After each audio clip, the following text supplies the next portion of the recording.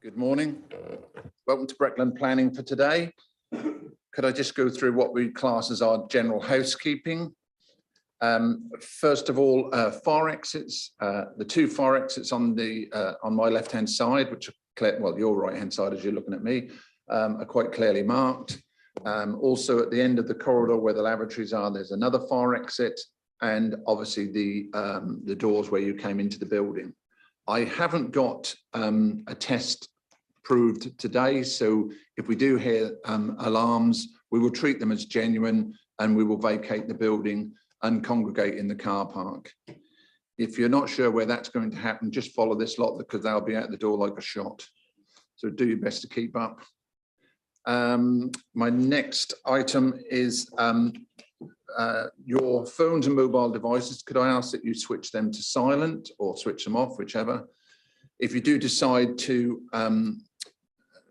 let them ping and interrupt my meeting, you will be fined, which is £10 at the moment, which goes to the chairman's charity, which is the chairman of the council.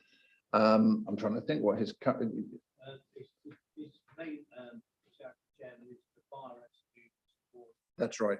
Yeah, Parish is his chosen charity, which is the one where the three got part of the fact where the three guys done the walk for their young daughters who had committed suicide. So please carry on with your business. I notice Mr. LaGroix is there, and he's a classic one for wanting to do business while we're meant to be carrying on with our meetings. So go away and get Mr. Howell to pay the bill. Terrific. Okay, next procedure. As each item is raised, I have a list of people who have listed to speak on each item. And I will call you to sit on our right-hand side here. And then the officer will give the presentation and I will give you your various times as to when you can speak and your time allotted to you. And when we've decided we've heard enough, which is after your allotted time, not when we decide to stop you straight away, but you will hear my bell. That makes you jump. You will hear my bell and that will ask you to sum up very, very swiftly, not to go on for another 15 minutes, but to sum up so we can carry on to the next speaker. And then we'll put questions to members, etc. If I can just do my introductions. On my left-hand side, I have Mike Horn, who's solicitor to the council. At the farthest end of the table, we have Andy Darcy. On my left-hand side, I have Rebecca Collins. And we have Will Hornbuckle at the back here, who's one of our planning officers. One of our other officers, Chris Hobson, will be joining us later. In front of me, we have Julie Britton from Com Services, who will be taking the minutes and making sure we all behave ourselves.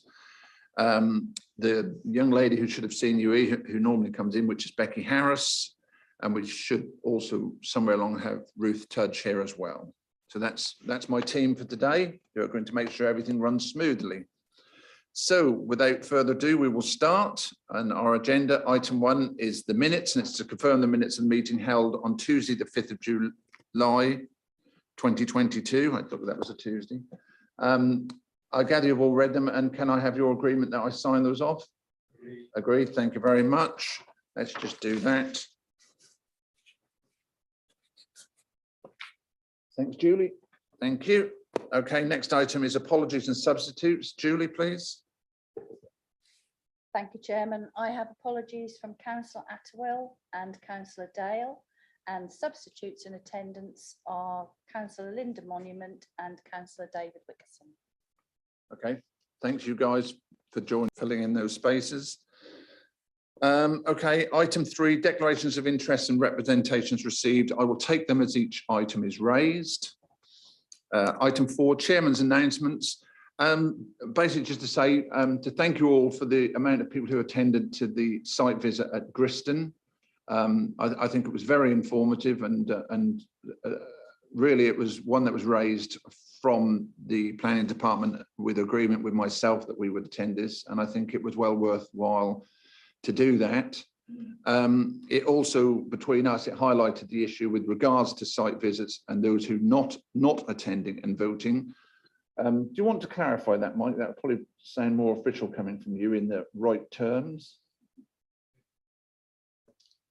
Yes, thank you, Chairman. The point being that where a member has expressed a view that a site visit is material to making up his or her mind on the planning application, either by voting for a site visit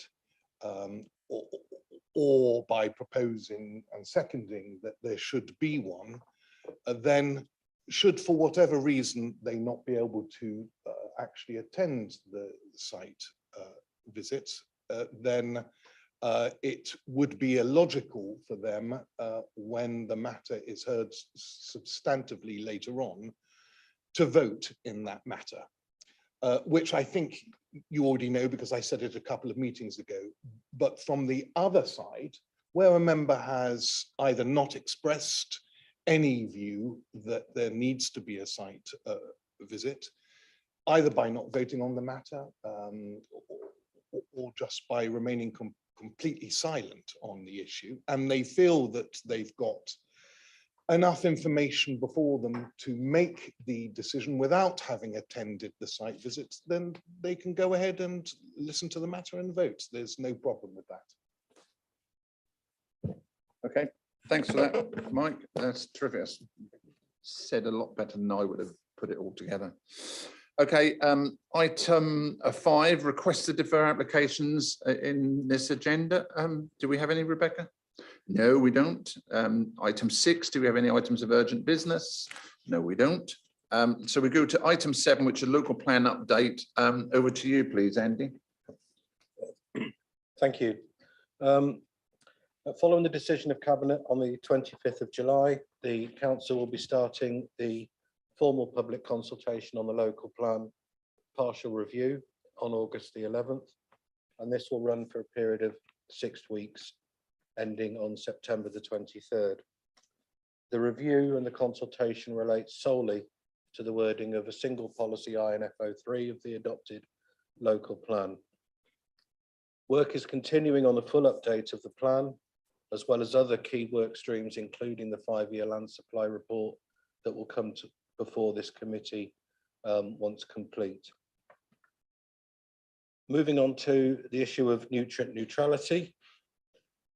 Members will be aware of the advice received from Natural England in March that alerted the Norfolk local authorities to the unfavourable condition of the River Wensum and the Broads special area of conservation from nitrogen and phosphorus pollution, and that all planning applications within those river catchments that related to overnight stays were to be put on hold until mitigation measures were in place. Currently, this has affected around 80 planning applications with approximately 770 dwellings within Breckland alone, and has impacted on the progress of neighbouring authorities' local plans, including Greater Norwich and North Norfolk.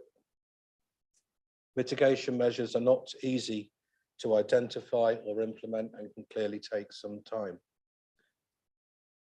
On July the 20th, there was a ministerial statement and an announcement from the Department of Levelling Up, Housing and Communities that, among other things, placed a statutory duty on water and sewerage companies in England to upgrade their wastewater treatment works to the highest technical specifications available by 2030. These upgrades would reduce the amount of nutrients in discharges into river catchments in nutrient neutrality areas and would reduce the mitigation burden on developments, allowing developments to come forward. This would be included as an amendment to the Levelling Up and Regeneration Bill. Secondly, Natural England has to establish a nutrient mitigation scheme and work with stakeholders to identify mitigation projects within affected catchments, enabling developers to purchase credits against mitigation projects. And DEFRA and the department would provide funding to pump prime the scheme, investing in mitigation projects and woodland creation. Again, this would enable local planning authorities to grant permission subject to the conditions or obligations of securing the mitigation. Just a few considerations on those announcements. Upgrading treatment works is expensive, and the government has indicated these would largely need to be paid by developer contributions, which may create viability issues for developments. The levelling up bill is still before Parliament, would require royal assent, which could take some time. So there are some issues around timing uncertainties. A local planning authority is the competent body, and to meet its obligations against the habitat regulations, planning permission would need to be granted with conditions attached to mitigate nutrient pollution.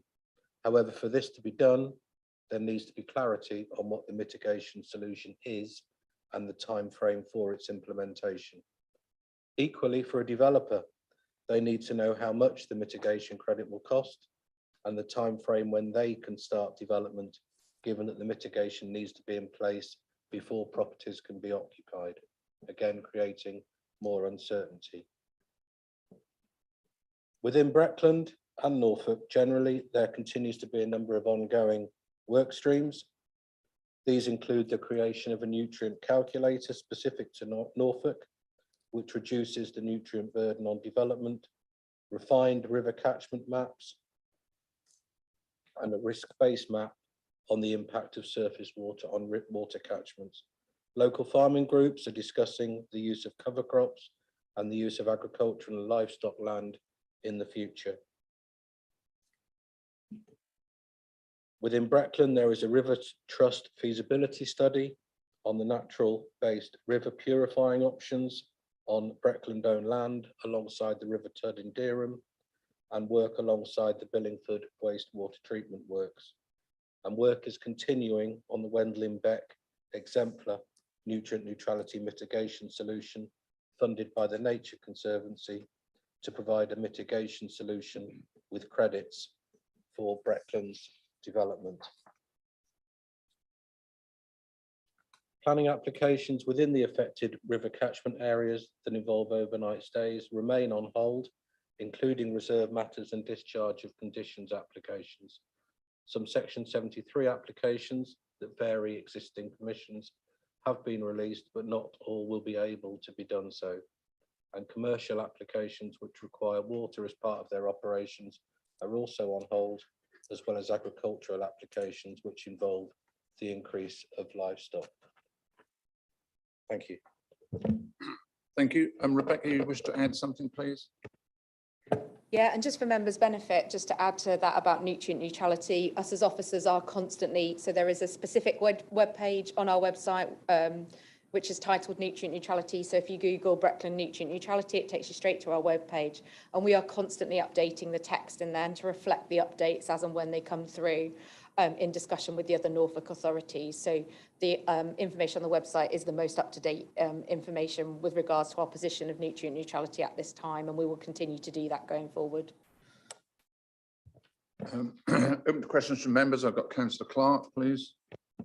Thank you very much for your helpful presentation, Andy. As part of those many complex issues, one thing you touched on was the 5-year land supply, which is obviously which is an issue going forward, you know, regardless of the current issue around nutrient neutrality. One of the things that we always do as part of the planning process is a call for sites, because obviously we depend on going forward about the availability of suitable sites. Can you confirm that we've got a agreed criteria for currently for evaluating, this is my voice, applications when they come in? Thank you. The call for sites process that we recently undertook is related to the full update of the local plan, and they will be sites that will be considered against criteria in terms of suitability for including in that new local plan. The 5-year land supply report relates to sites which we already have planning permissions for and the trajectory for delivery of those sites. So there are sort of two slightly separate issues. The first is the 5-year land supply dealing with sites which the council has granted permission for, which are deemed therefore to be policy compliant with the existing local plan. And the call for sites will be for the new local plan, and will need to be, any sites allocated will need to be consistent with whatever that policy and development strategy approach will be in the new local plan, which is yet to be considered by members and agreed. So the important thing, I think, is at the moment is the 5-year land supply and the trajectory of that and what that will be for this year. And as I say, work on that is nearing completion and will be brought before this committee in the next meeting or so. Thank you. Councillor Kybird, please. Thank you, Chairman. The briefing note that came out Friday referred to the housing associations putting in water saving measures in 20,000 properties, but surely that won't affect the amount of nutrient going into the system, merely the concentration.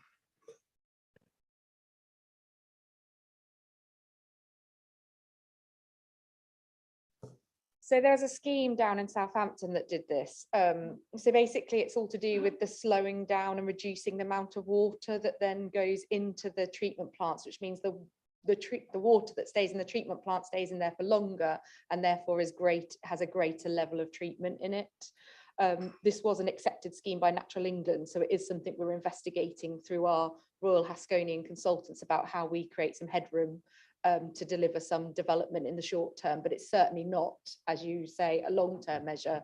We will need to have an identified long-term mitigation scheme as well. So this only creates headroom in the short term, but it is something we're investigating. It's not a definite, but it's one of those mitigation techniques that we're asking Royal Haskonian to look in, acting on behalf of all the Norfolk authorities.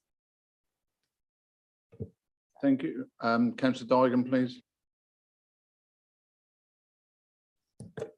The 5-year land supply thing we're doing at the moment, is that going to take into account that on trajectory? Is that at the moment, nothing in the north of the area is going to be built because of, or very little is going to be built because of nutrient neutrality? Because a lot of them, I imagine a lot of the sites were in the previous plan, so would have been sort of part of a trajectory.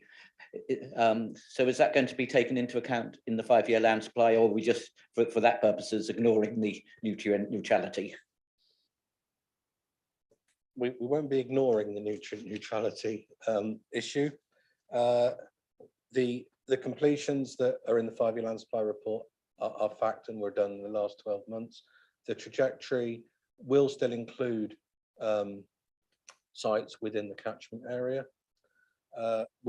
We hope that with the statements and the mitigation measures that are currently under consideration, that developments will start to come forward again within the catchment, but clearly it's something that we'll have to keep under review on an annual basis. So we'll see where we're at this time next year, where I think things will be clearer or not in terms of mitigation and the trajectory. So, but we will keep it under consideration. But as far as this year is concerned, I think we will just continue to press forward in terms of trajectories.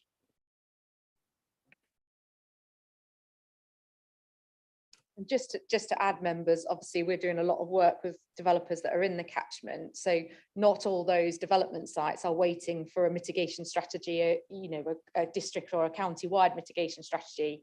Some of those sites in the northern part of the district are already identifying their own mitigation strategies, and we're working heavily with them to bring those forward as quickly as possible. And some of those sites in the north of the district do have the capacity to bring forward their own mitigation and won't therefore wait for our county or district mitigation. So there is a possibility that those will come forward sooner, and we're working heavily with those developers to make sure that happens. Okay, thank you for that. Thank you, members. Okay, we're moving on. Item 8, deferred applications. We don't have any that we're raising today. So we go straight to item 9, our schedule of planning applications. And thanks, Andy. And we're going to start with item 9A, which is at Caston. And we've got Councillor Mary Howell of the Parish Council, if you'd like to come and sit on the right-hand side, please. We've also got Simon Spaniel and Martin Walker, who are objectors, if you'd like to come and sit on the right-hand side, gentlemen. Ben Burgess, who's the agent, and also Councillor Philip Cowan. If you'd like to all come and sit on the right-hand side.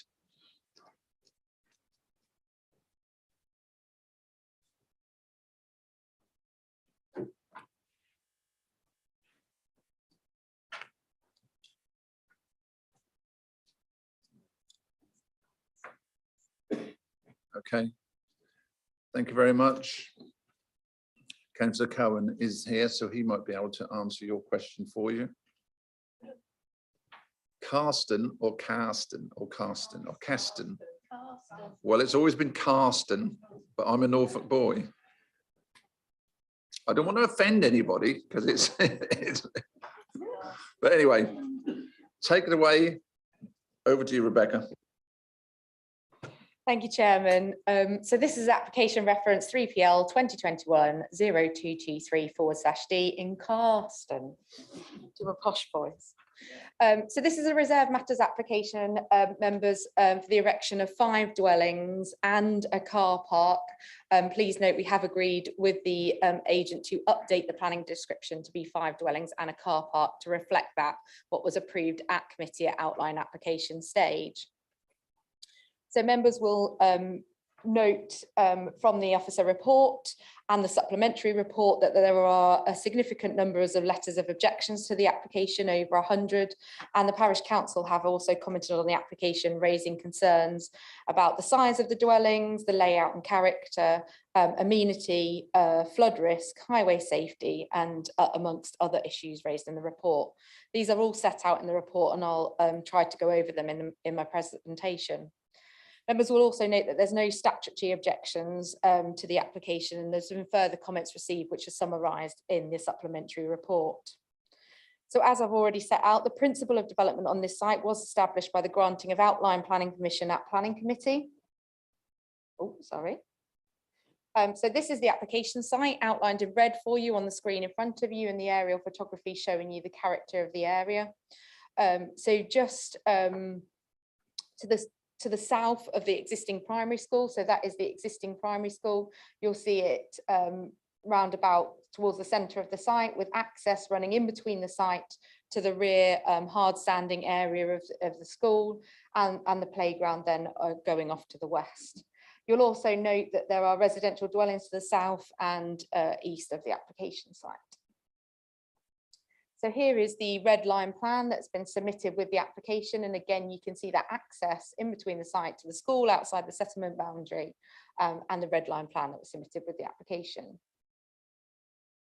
So here is the layout that was, sorry, I put my teeth back in. This was the indicative layout that was proposed at outline application stage. You can see on the plan clearly 5 residential dwellings set to the west of the application site, and a car park there with actually 2 entrance points, so it's shown on this plan just to the north east of the application site.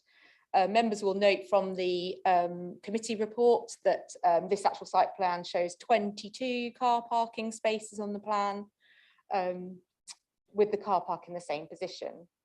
This is now your reserve matters application site plan. So this is a proposed site plan. So you can see the car park is in the same location as it was shown indicatively at outline application stage, and the 5 dwellings to the west of the application site. Members will note that the orientation of them, some of them dwellings has changed, but the dwellings themselves remain in the same position. Members will also note there are 2 trees, T9, T18, marked on the plan in red hash for you there. These 2 trees are to be removed as part of this application process. These trees to be removed was agreed at outline application stage. Members will note that the tree officer did ask for more details, but when we were informed that the details were provided and agreed at outline, they have subsequently removed their comments, and they're happy with the layout as shown from a tree perspective. And also, members, just going back to that point about the car park, this car park at the front of the site actually shows 20 car parking spaces, not 22. The number of car parking spaces, the size of it and layout was not conditioned at outline stage, and the moderate increase is not considered sufficient to recommend refusal based on the basis that the matter of 22 spaces wasn't conditioned at outline application stage. Also, members will note from the committee report that when we first received the reserve matters application, we received a variation of obligation application at the same time to remove the car park from the scheme, and that was replaced by a balancing pond. There was significant concerns raised by the local community about the removal of that car park, and the applicants have decided to reinstate the car park in conversation with the school. And therefore, this is the plan that we're considering today, members, with the car park. And that's why I've said we've updated the description in agreement with the agents to reflect that. Members will also note from the committee report with regards to the car park, it wasn't a requirement of the outline planning permission. It was an offer under a unilateral undertaking made by the applicants at the time of the application, and it wasn't a determining material consideration as set out in the committee report that resulted in approval of that application. However, the UU stands and the car park is part of this application, and the transfer of the car park and the maintenance will go over to the school in accordance with that unilateral undertaking in the event this was to gain planning permission today. So the layout as shown in front of you has been amended during the course of the application, as you noted, slightly from the indicative plans outlined, and that wasn't conditioned either. The orientation of the dwellings have changed, but we work with the applicants to change windows and plots so that there is no negative overlooking of proposed dwellings within the plots despite the revised orientation, and also that dwelling orientations have been changed to avoid overlooking of neighbouring properties, particularly the old chapel, which you can see there on your screen to the south of the application site. Members will see from the drawing in front of you that there are sort of limited garden sizes at plot 1 and 2. However, 5 dwellings was improved indicatively at outline application stage with the size of gardens. And we think that the resultant layout is acceptable in planning terms, both in terms of the character of the area, and we'll see the elevations in a minute, and also the layout in terms of amenity. So the character of the area, and when we see the photos in a minute, it does comprise of a mix of modern development and more historic development. There is a predominant red brick in the area, and obviously members will note from this plan that the majority of the development will be set well back from the highway, screened by the car park and the existing landscaping at the front of the site. So the dwellings proposed are 2-storey dwellings. They have a fairly modern design in terms of fenestration, but also have classic proportions in terms of the way that they are proposed. So this is plot 1 on the application site, and the floor plan, and we're scanning round to plot 2. You can see that the design of the dwellings themselves is very similar, and the floor plan. Excuse me, my nails getting in the way. This is plots 3 and 4, so they have a more L-shape arrangement with garages and the layout. And this is plot 5 with its proposed elevations. I'm just going to go back. Members will note from the officer report that there was concern initially. You can see the large window on the front elevation on the top right-hand side of your screen. Initially, that led out onto a balcony. And that faced the old chapel. Those neighbours and other concerned neighbours raised concerns about that balcony and overlooking the existing properties. So the applicants have changed those balcony doors into windows and removed the possibility of that being a balcony. And you'll note from the supplementary that we propose to condition that as well. And therefore, we believe that the relationship between plot number 5 that we see in front of you and the old chapel is now acceptable in amenity terms. So that was plot 5 for you members. and the applicants have provided a street scene to show. You can see on the top how set back from the public highway, and when you see the photos you'll see the significant amount of vegetation at the boundaries of the site, which is also conditioned as part of the application and showing to be retained as part of the tree survey. So it is only those 2 trees that are proposed to be removed. So I've just obviously got some photos of the site for you. Also worth noting is this site sits outside the conservation area. So it doesn't sit within the Caston Conservation Area. So this is obviously the entrance to the school. The site is on the left-hand side of the screen for you members, and you can see at the frontage of the site, it is quite a green open site. And it is on that left-hand side of the screen where the car park will obviously be positioned.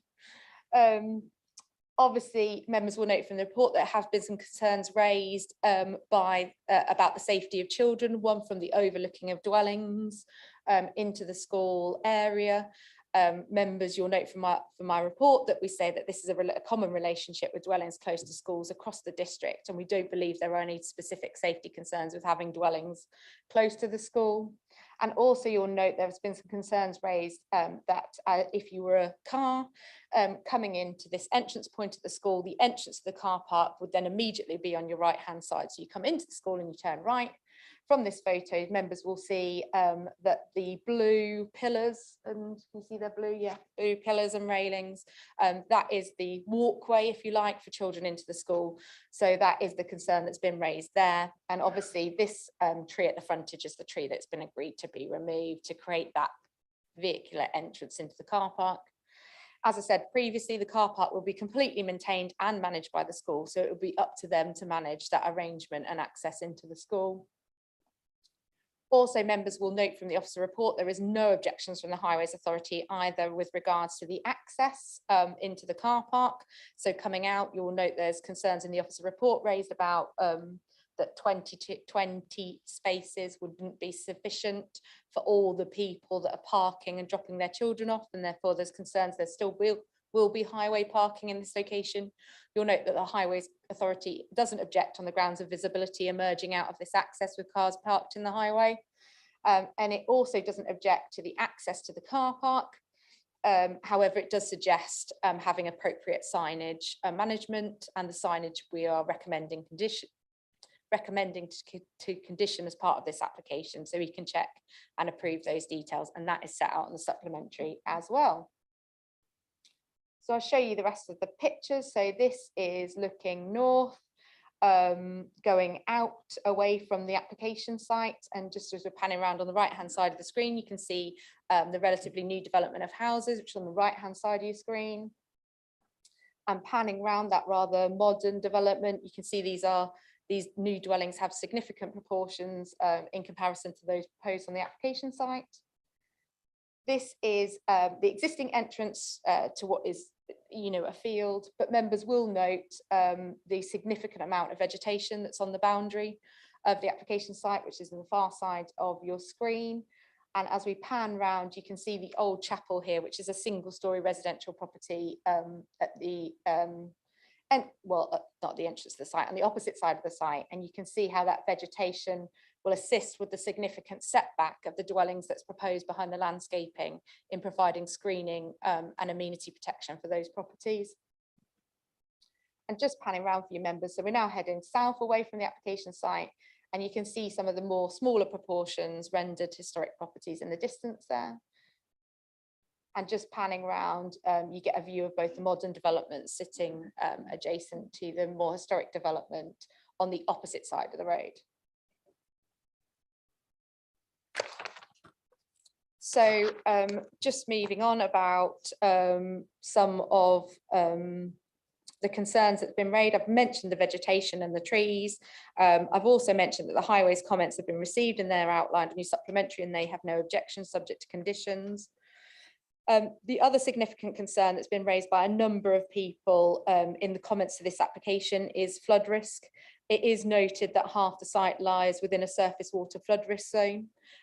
Members, this was considered at length at outline application stage and detailed in the officer committee report, where members resolved that with regards to flood risk, this could be adequately dealt with by an appropriately worded condition, which was applied to the outline application. There were some options proposed at outline application stage to members, whereby members agreed that drainage could be appropriately dealt with by condition, and therefore it will be up to the applicants to comply with that condition through a discharge of condition application to demonstrate that flood risk can be adequately dealt with on this site, within this site, to greenfield runoff rates. You'll also note from the officer report that the car park itself is to be built of permeable materials, and we've added a condition with that regard as part of the officer report. The applicants are required to submit a further unilateral undertaking, so they comply with the GI RAMS payments for recreational impact on those nationally designated site, and the applicants have agreed to enter into that unilateral undertaking so that matter can be addressed. You'll note from the officer report that we're waiting comments from the historic environment team, and therefore we're asking you to delegate archaeology to us based on no objection from the historic environment team. And with regards to nutrient neutrality, the applicants have demonstrated that the site sits outside the catchment for nutrient neutrality and doesn't drain into therefore, and then we've stage one screened this out on with regards to nutrient neutrality. So members, we have recommended this one for approval, subject to the unilateral undertaking for the GI RAMS contributions, the conditions outlined in the report and the supplementary, and those raised in the latest comments by the Highways Authority, and providing we get no objection from the Historic Environment Service. And on that basis, we recommended it for approval. Thank you very much. Thank you. Councillor Cohen, would you like to go first or last? Last, please, Chairman. Okay, thank you. We've got Councillor Mary Howell of the Parish Council. You have 3 minutes, please. This application concerns Caston parishioners. Following this recommendation for approval, we rapidly convened a meeting which was very well attended, and many concerns that were raised, though, could be answered by the council notes that Rebecca's just gone through. For example, the outline planning has been approved, there's no policy redevelopments overlooking schools, and these numerous conditions that have already been imposed on both the outline approval and the additional ones that are proposed for the reserve matters approval. But there were 3 major concerns for us outstanding. One was, at the time of our meeting, the highways response was awaited, the potential for flooding and a believable mitigation strategy and compensation scheme, and the car park design to ensure safety and usability. So we welcome seeing the Highways March 21 response and the extra supplementary planning notes last Friday, but we've had little time to fully consider this new information. There's been a lot of inaccurate, conflicting information, read ditches, watercourses, soakaways, and post-outline planning approval, there was serious flooding on the street in Caston. An independent review of flooding was requested, and Breckland did say you were seeking advice from professional bodies, but this has not happened. Highways do have concerns, read this discharge of surface water onto the highways. And Rebecca's planning note refers to these outline planning approval conditions, and I think it's number 10, if I'm right, about surface water disposal. And she's proposed a new condition, number 5, that the car park should be of permeable material.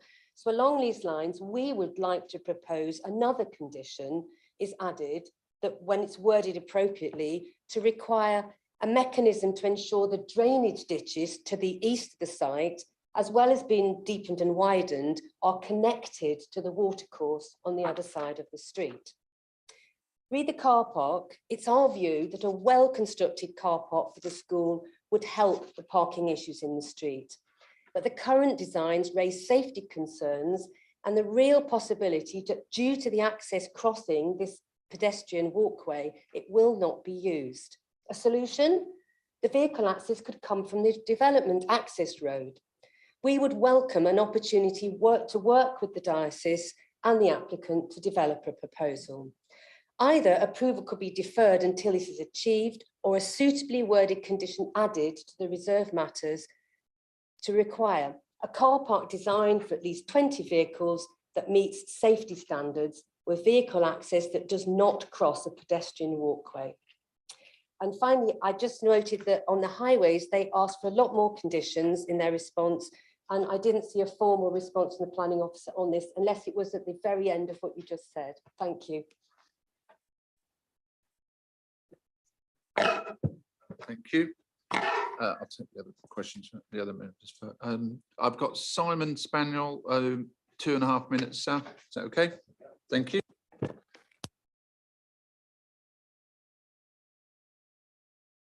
Your microphone's not on. Okay. In accordance with the details on the application form are the exact words on the outline approval document. There are 3 falsehoods on the outline application form: no water course within 20 metres, no flood risk elsewhere, and asking for 5 2-bedroom houses. The illustrative layout, small print, at the same time showed 2 4 and 3 3-bedroom properties, and the FRA clearly mentions the water course and surface water.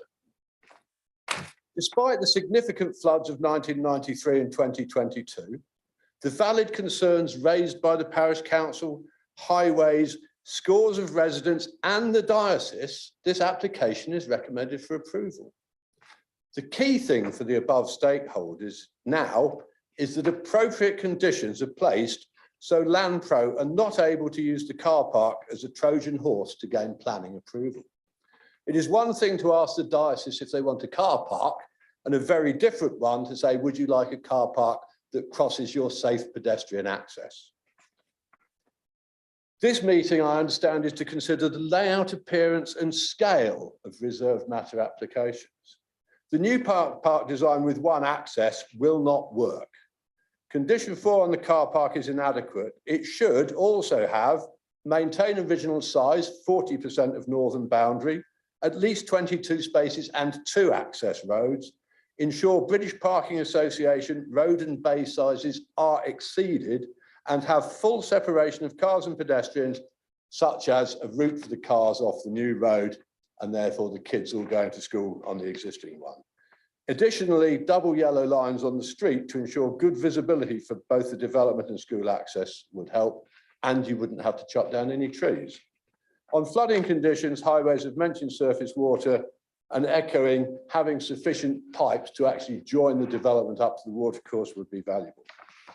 Finally, as planners, I think you need to give serious consideration as to what this development might do downstream, particularly in combination with School View that was pointed out by Rebecca, and a newly approved development to the north of that.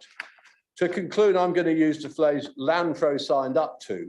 We confirm that to the best of our knowledge, any facts stated are true and correct, which at outline was demonstrably not the case. Okay, thank you very much. I've got Martin Walker, please. Yes, thank you, Mr. Chairman. Martin Walker, Chapel Cottage. I live next door to the proposed site behind the old chapel. Chapel Cottage has not really been mentioned in the officer's report, so I'm here to go over a couple of key points from our point of view. We still remain objecting to this proposed overdevelopment at this site. We do acknowledge and appreciate the concessions that have been made, but dwellings 4 and 5 are significantly taller than our 200-year-old cottage, and will overshadow our property on that side. We did make an early plea for bungalows or lower scale housing, but that seems to have been ignored by the agents. The proposals for water runoff to be dealt with by the existing ditches will not be sufficient in our view.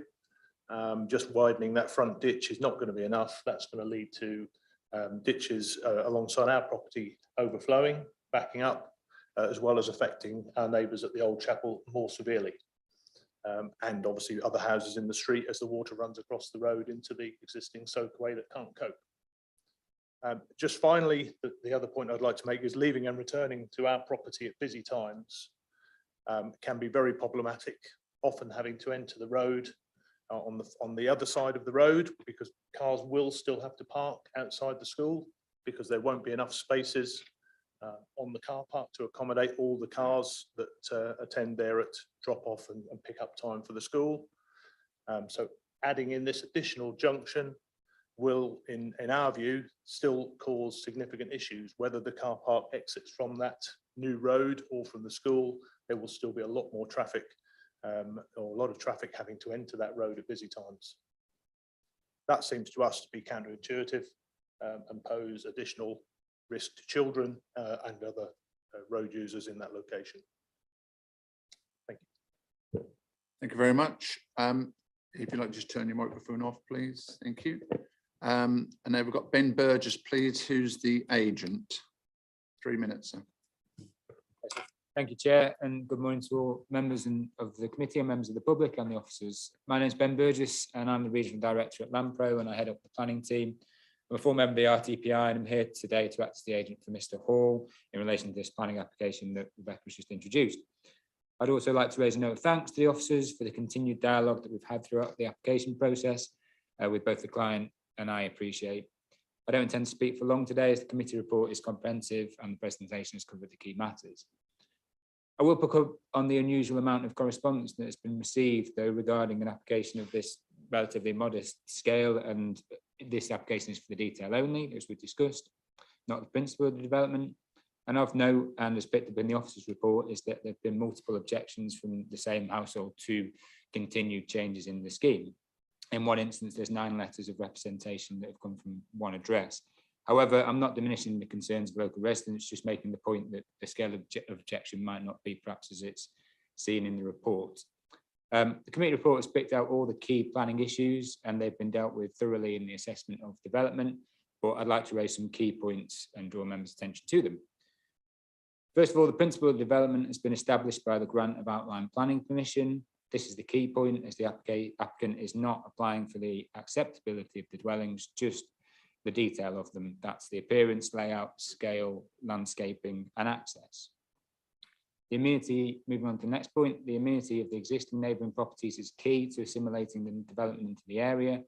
We've worked closely with the officers to ensure that there's no overlooking onto neighbouring properties and that the distances of blank gables to neighbouring properties are sufficient to ensure there's no overbearing on these properties. Similarly, as the principle of development has already been established at outline stage, it's also the details of the drainage that need to be provided. And it was agreed that this would be done through a condition as we've talked about so far. And a separate discharge of condition application, as agreed, is currently in and being considered by officers. It's noted that in the recent response from the highways officer that they did not raise any objections to the application, but they did ask for signage and or road markings to be incorporated to ensure priority for pedestrians is retained, because of course it's really important to ensure that the children and the parents are protected and are safe in accessing it. There's definite sense in this and this wouldn't be objected to at all. The principle of the vehicular access points in the car park was agreed at outline stage as well. One tree will be removed to provide access into the car park from the school, as again has been said.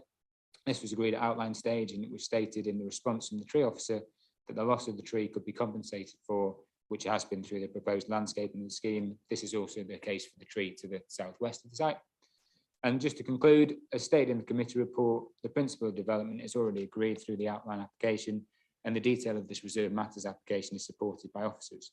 The view of local residents is hugely important, but all of the concerns raised have been dealt with in the submission, the committee report, the presentation by Rebecca today and in comments I've made. Therefore, it's respectfully requested that the application is approved. Sorry for going a little bit over time. Okay, thanks very much. Councillor Cohen, please, 3 minutes, sir. Thank you, Chairman. So members, you've heard absolutely everything I think that anyone can ever say. This was an outline application that was approved. But I think it's very important just to remember the nature of that outline application that was approved in the first instance. It had broad support from the community because it was anticipated and contemplated by the applicant at that time that these would be small 2-bedroom single-storey dwellings and that the school were quite happy with the car park. Since then, we have a few other issues. They're no longer single-storey 2-bedroom dwellings. They're large houses, as you've seen. There is a lot of concern about the positioning of the car park, the nature of access to it via the school access, which parents are not allowed to use at the present time. No one has talked about the 1/4 mile long car parking along the street, which occurs at school time in both north and south directions. That is an issue, and certainly the visibility display that's shown on the drawings will not work. because a car is always going to be parked immediately in front of those access points. However, the real concern, and it is a serious concern, is the flooding. And the flooding issue has not really been dealt with. There's a condition that's been proposed. However, as we know from other planning applications, conditions are not enforceable and are not enforced. It's a really serious issue. I think members of Planning Committee need to really appreciate that whilst officers can condition things, some conditions can be sought to be removed, particularly those relating to highway matters. Now, in this particular case, the drainage ditch that's on the southern boundary and a little bit on the street on the west of the eastern boundary is not, physically not connected to the watercourse, which is a tributary of the River Thet, which flows on the other side of the street. And so any condition which says you need to deal with drainage is going to be very, very difficult to even undertake, let alone enforce, because you're going to have to drill and bore under the highway to connect to the ditch on the other side. That's a topic which has been very silent in all of the planning application discussions that have been held. On that basis, Chairman and members, I realise you're in a very difficult position. We have a principle of development that has been agreed, but here we have, as sure as night follows day, we will have in this village, in this district, a more serious flooding risk than has actually occurred. And members, you've seen the illustrations of that flooding that occurred a couple of years ago. It was nearly 300 millimetres deep across the road. And just to finish, we talk about permeable car parking. Grass is permeable, but that grass still floods. Thank you, Chairman. Thank you for that, Councillor. Can I just hand over to Rebecca, please, to clarify some issues? Thank you, Chairman. Just to remind you members that you cannot take into consideration the fact whether conditions are or are not enforceable. Conditions are imposed on planning permissions to make that development acceptable. You should only impose conditions whereby the development can be made acceptable, and the outline planning permission has been granted with a flood risk condition, and it was members' consideration at that time that that made the development acceptable. Whether that condition is enforced or is enforceability is not a material consideration for this committee. However, having said that, I would ask members to note that condition 10 is a prior to commencement condition. So unless the developers can demonstrate to us suitably that a surface water flood risk solution can be found, then they cannot commence development on this site lawfully. And we will take appropriate enforcement action if we haven't got acceptable details to discharge that prior to commencement planning condition.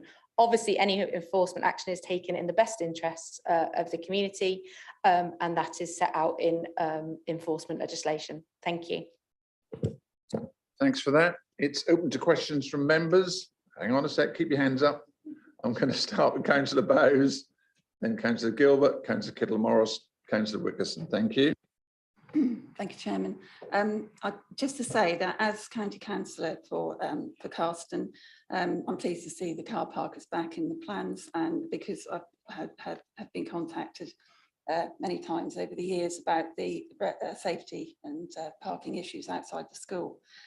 I'd also like to say to the Parish Council and the objectors that just a point of fact, that the local highways team have now secured £70,000 of funding to enable significant drainage works in that area, from the school down to all the way along that road. Now, the Parish Council should know this, and they didn't allude to it because an email was sent to the Parish Clerk on the 8th of July from Graham Bygrave, the Highways Director, informing them of that. So I think it's important that that is that you know, you realise that. Thank you.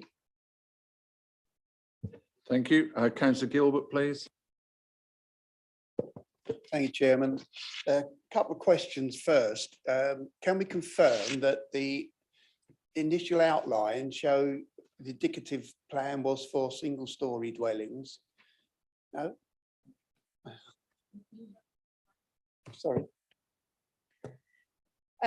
So just to explain, so there was, when the application was submitted at outline stage, the description of the development was for 5 two-bedroom dwellings. There was no indication of those being single-storey or two-storey.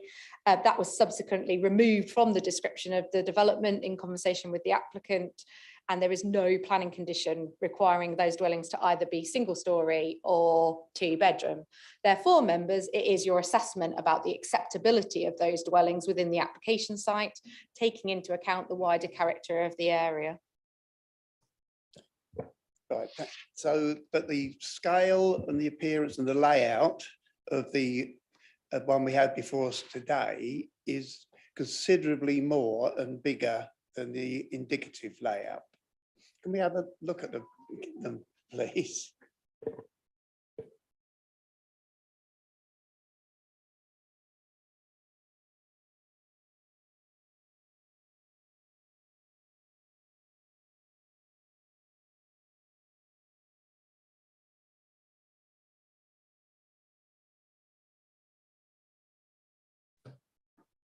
So this is the indicative plan that was shown at outline application stage.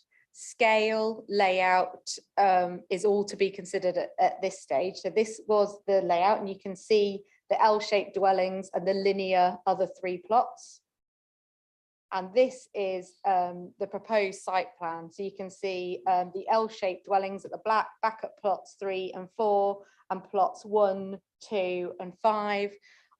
Obviously, I did put this in my presentation, but plots 2, 4 and 5 have been changed in orientation, but they are on a similar footprint to that shown indicatively at outline application stage.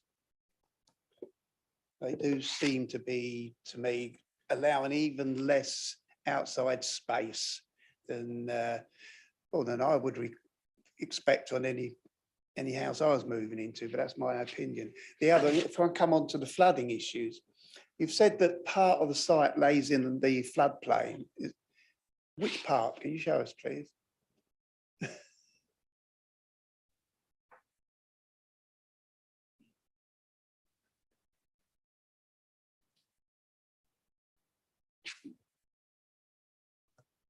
Members, I don't have a plan to show you of the surface water flood zone, because what we're saying to you is that's not a material planning consideration for consideration today, because you already considered it at outline application stage, and you viewed, as per that committee report and your resolution, that that matter could be adequately dealt with by a prior to commencement condition, which has been added to the outline planning commission.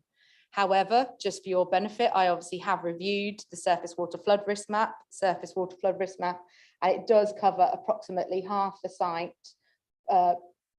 covering the car park and sort of, can you even see this line? Sorry, just checking you can see this line. It comes approximately, obviously it's not a straight line, you know, so I just want to be really clear on that fact, but no, I don't have a plan for you because I don't consider it to be a material consideration at this stage, because you've already considered it at outline application stage.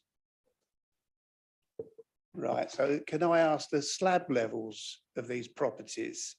If we were in the floodplain, can I ask how high above the normal greenfield runoff height these slab levels are? Because if I was building a house in a floodplain, I would certainly want it high up. Can our agent help us with regards to slab levels, please? I would love to, but I don't know the answer to that, I'm afraid. If my architect was here today, they would be able to help, but I don't. Sorry. Okay, thank you very much. I think my questions have been answered to my satisfaction.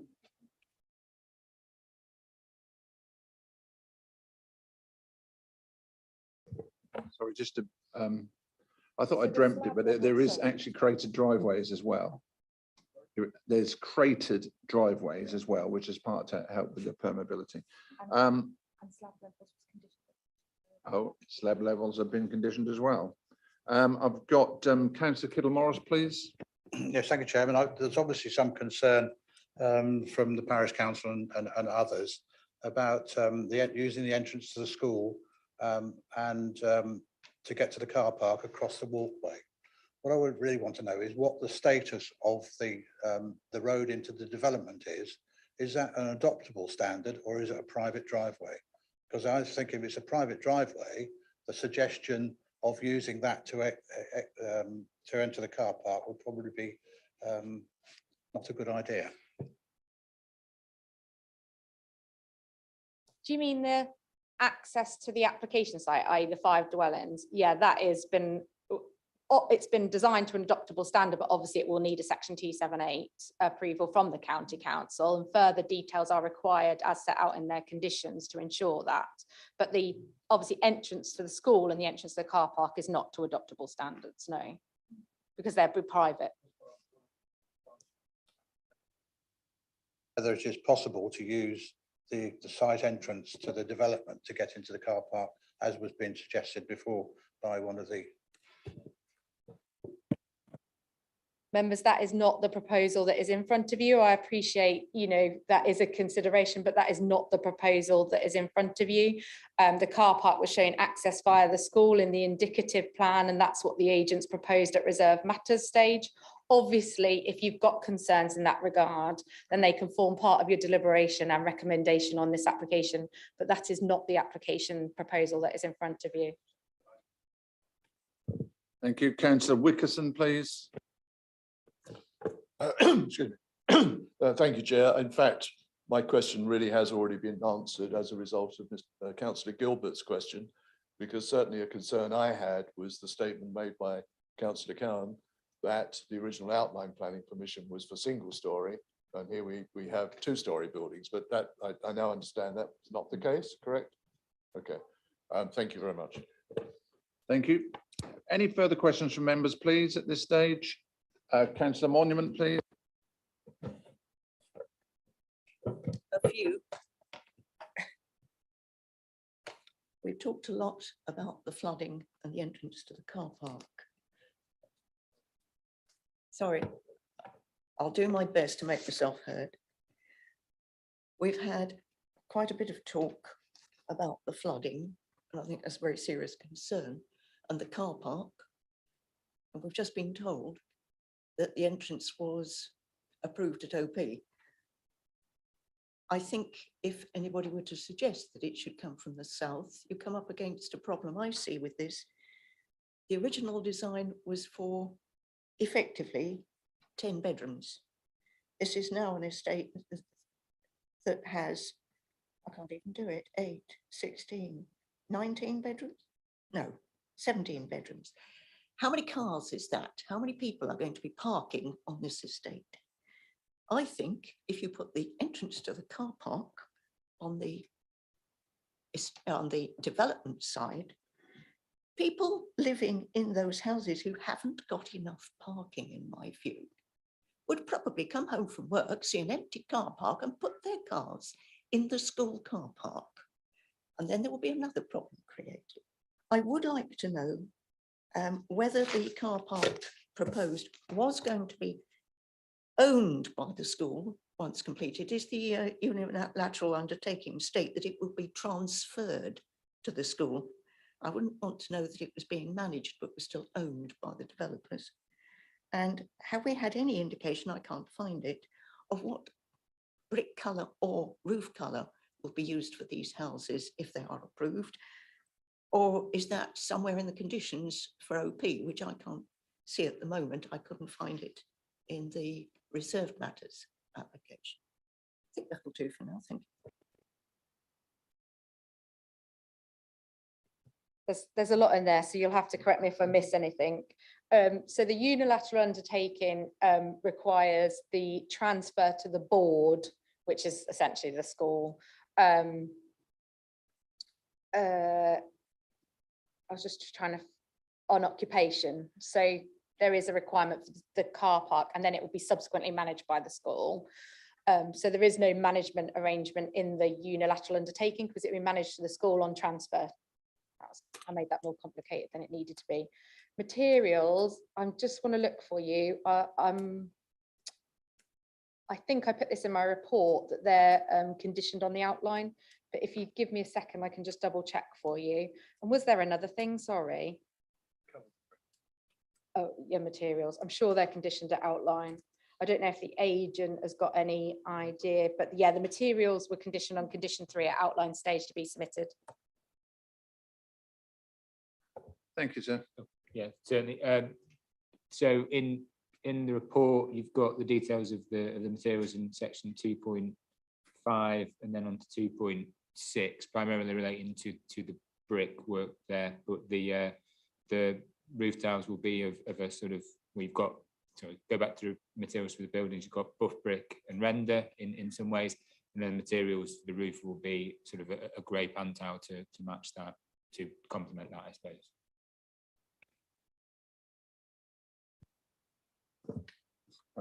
Thank you. Councillor Kybird, please. Thank you, Chairman. Question, can the hours of operation of the car park be conditioned such they do not overlap with those for pedestrian movement?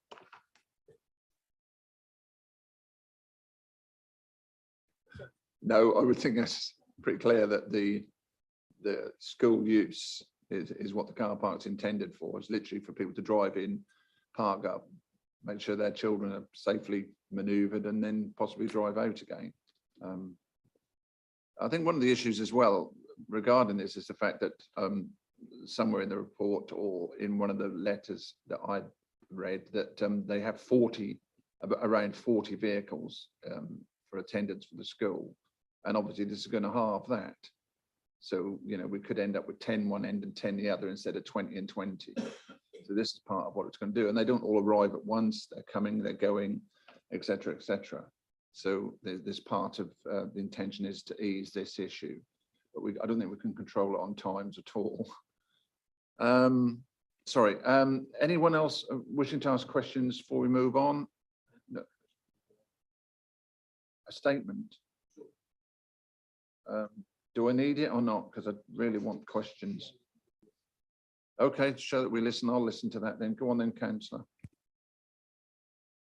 Yeah, thank you, Chairman. Yeah, we do listen, and we have listened to his concerns, and I'm thinking, and we have to weigh up everything as the panel, as a committee. I'm very confident. You've just heard from Councillor Bowles that the County Council Highways have taken steps and put funding forward to mitigate, to help mitigate any flooding we've had, and I'm pretty confident, knowing the security and everything else like I do, that the school will manage this car park for the safety of their children. The school will take that responsibility and they will ensure the safety of their children. I'm pretty certain of that. And I would imagine it wouldn't be necessarily allowed to have drop off in the morning or pick up. I would say it'd be for secure parking for staff, but that's how we weigh things up. No. Okay, well, thanks for that anyway. Okay, so no more questions. I'm going to take the vote on this item, which is for Caston, reference number 3PL 2021-0223. Your officer's recommendation on this is one of approval. Could I have a show of hands for approval, please? 9, and those against? Okay, thank you very much. This is approved. Thank you. Well, obviously, subject to the various items that were raised and will be covered, especially with regards to the drainage. Could I now just break and we will resume again at 20 past, please, so we can have a comfort break and a coffee.